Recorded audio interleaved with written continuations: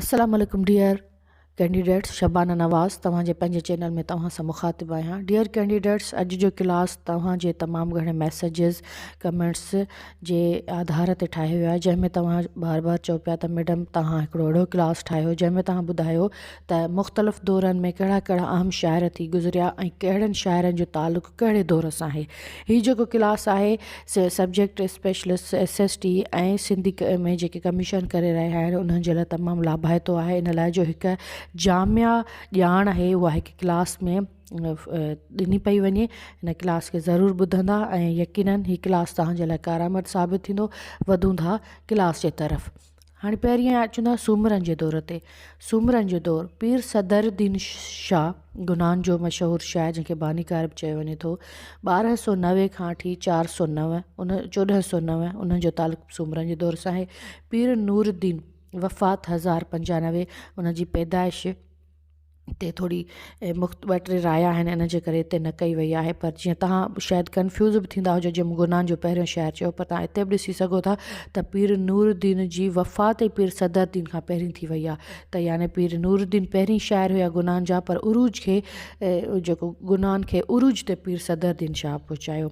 उनखां पोइ आहे पीर शमसुद्दीन 1165 खां 1276 ताईं। सिमक चारण 1200 खां 1360 जे विच में। भागोबान 1300 खां 1360 जे विच में।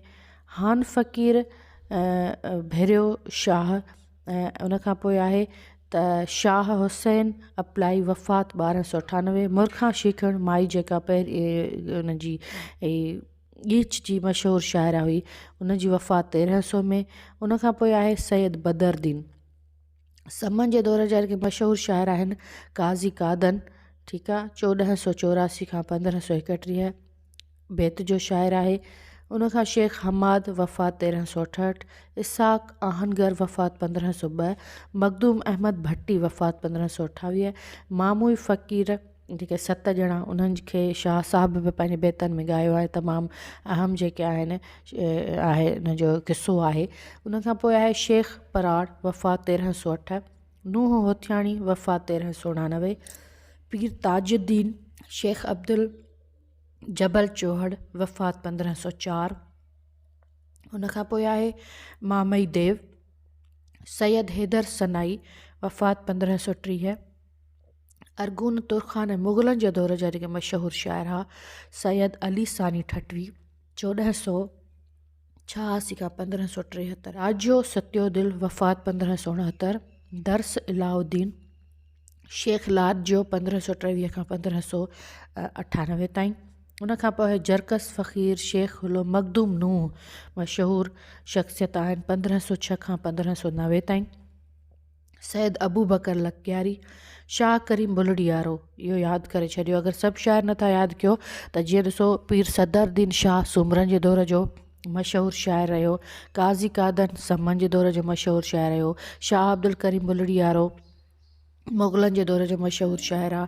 ईअं तव्हां ॿ टे जेके बिल्कुलु तमामु अहम लेखक आहिनि शाइर आहिनि उन्हनि खे यादि कयो तॾहिं बि बहितरु आहे। मखदूम पीर मोहम्मद लखवी 1532 खां 1600 ताईं। मखदूम उस्मान उघमकोटी वफ़ात 1535 खां वफ़ात 1585। मखदूम काज़ी उस्मान दरबलवी वफ़ात 1585। मखदूम विन्यो चाहियो वफ़ात 1592। सैयद ख़ैरुद्दीन 1502 खां 1617 ताईं।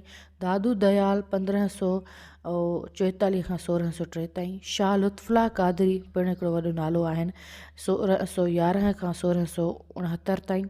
फ़ाज़िल बखरी। उस्मान एहसानी, इहे सभु मुग़लनि जे दौर जा शाइर पिया हलनि। शाइर ऐं लेखक उस्मान एहसानी 1626 खां 1686 ताईं। महराज प्राणनाथ 1617 खां 1686 ताईं। मखदूम अबुल हसन ठटवी 1661 खां 1711 ताईं। ऐं मेवन शाह 1644 खां 1713 ताईं। इन्हनि ॿिनि लेखकनि खे बि ज़रूरु यादि कंदा। मखदूम सुलेमान मेवन ईसो हालाई सूफ़ी शाह इनायत हू मेमन शाह इनायत अलॻि आहे। सूफ़ी शाह इनायत शहीद रहण लाइ लोढ़े में झूपड़ी हुजे कख जी, तॾहिं बि दुश्मन खे लोॾ ॾिजे लख जी। सूफ़ी शाह इनायत शहीद करायो वियो हुननि खे।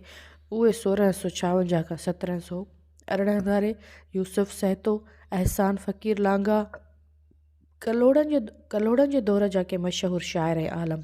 कलोड़नि जो दौरु सिंधी अदब जो सुनहरी दौरु ऐं मशहूरु शख़्सियत सिंध जो वॾे में वॾो शाइर, असां त दुनिया जो वॾे में वॾो शाइर चऊं था, पर शाह अब्दुल लतीफ़ भिटाई 1699 खां 1752 ताईं जो तालुक़ु कलोड़नि जे दौर सां आहे। ख़्वाजा मोहम्मद ज़मान लवारी वारा खां फैज़ हासिलु कयो शाह साहब 1712 खां 1774 ताईं। रूहल फ़क़ीर उन मां तमामु इंस्पायर हूंदा हुआ। रूहल फ़क़ीर 1697 खां 1804। मियां साहब ॾिनो फारूकी 1697 खां 1787 ताईं। मखदूम मोहम्मद शाह ठटवी 1691 खां 1760 ताईं। मखदूम मोहम्मद ज़ियाउद्दीन 1677 खां 1757 ताईं। मखदूम अब्दुल रऊफ़ भट्टी ठीकु आहे, तमामु वॾो नालो आहे, इनखे बि यादि कंदा। 1682 खां 1752 ताईं। उनखां पोइ जुमन चारण 1668 खां 1738 ताईं। ऐं मेवन भगत सिंह 1744 खां 1667 ताईं। तमर फ़क़ीर 1737 खां 1737 खां 1814 ताईं। अब्दुल रहीम गरहोड़ी 1739 खां 1778 ताईं। रोहल फ़क़ीर 1734 खां 1804 ताईं। जलाल खटी, साबिर मोची, सैद महमद बका राशिदी 1722 खां 1783 ताईं। ऐं मियां सरफराज़ कल्होड़ो।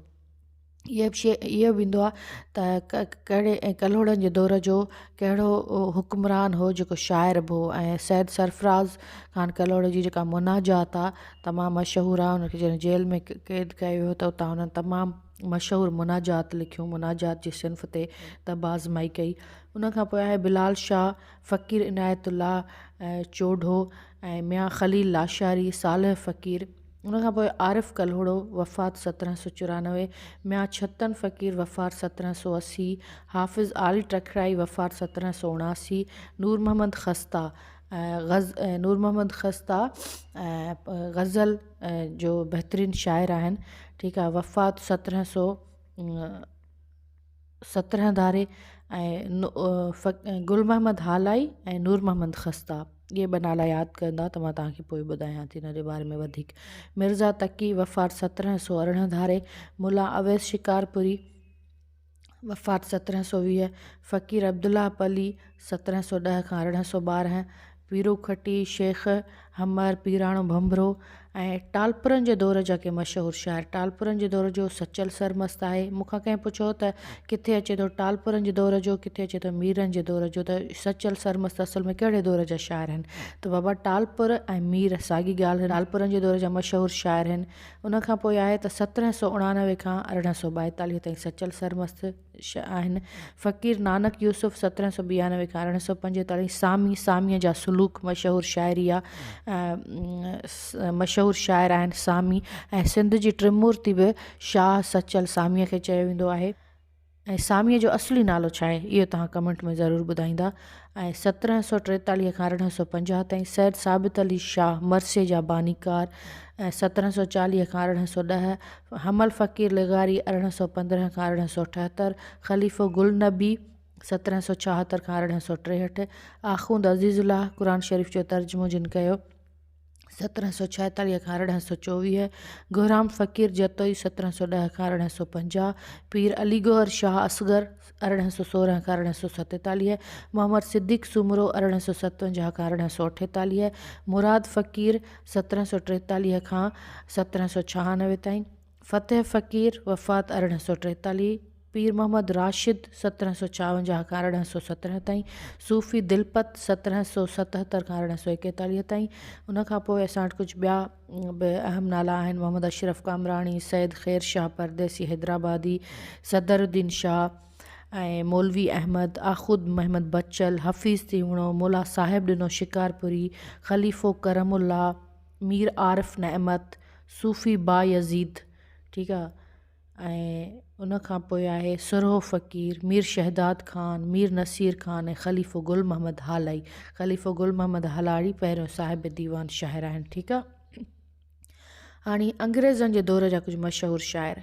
अंग्रेज़नि जे दौर में फ़क़ीर कादिर बख़्श बैदल ऐं मोहम्मद मोहसिन बेकस, उहे ॿई पीउ पुटु हुया, तमामु सुठा शाइर हुया। फ़क़ीर कादिर बख़्श बैदल 1814 खां 1872 ऐं मोहम्मद मोहसिन बेकस 1559 खां 1882 ताईं। मिस्री शाह 1828 खां 1906 ताईं। आख़ुंद मोहम्मद क़ासिम हालाई 1806 खां 1881 ताईं। उस्मान सांगी 1778 खां 1860 ताईं। ख़ुश ख़ैर मोहम्मद हिसबाणी, हिदायत अली तारिक, हाफ़िज़ मोहम्मद टकराई, ग़ुलाम शाह राशिदी, मखदूम मोहम्मद अमीन, ग़ुलाम मोहम्मद ख़ानज़ई। उन खां पोइ आहे छतो सांगी, पी रशीदुद्दीन, मौलाना ताज मोहम्मद अमरोटी। हिननि सभिनी जी वफ़ात ऐं डेट ऑफ डेथ बि तव्हां ॾिसी सघो था स्क्रीन ते, इहो नोट करे वठंदा। शाह मोहम्मद दीदड़, ग़ुलाम शाह गदा 1826 खां 1905 ताईं। मीर हसन अली ख़ान 1826 खां 1909 ताईं। मीर अब्दुल हुसैन सांगी ग़ज़ल गो शाइर हुआ, ग़ज़ल जा तमामु सुठा शाइर हुआ। मीर अब्दुल हुसैन सांगी 1851 खां 1924 ताईं। मौलवी अल्लाह बख़्श अबोज मुसदस जा सुठा शाइर हुया, 1826 खां 1901 ताईं। शमसुद्दीन बुलबुल 1857 खां 1919 ताईं।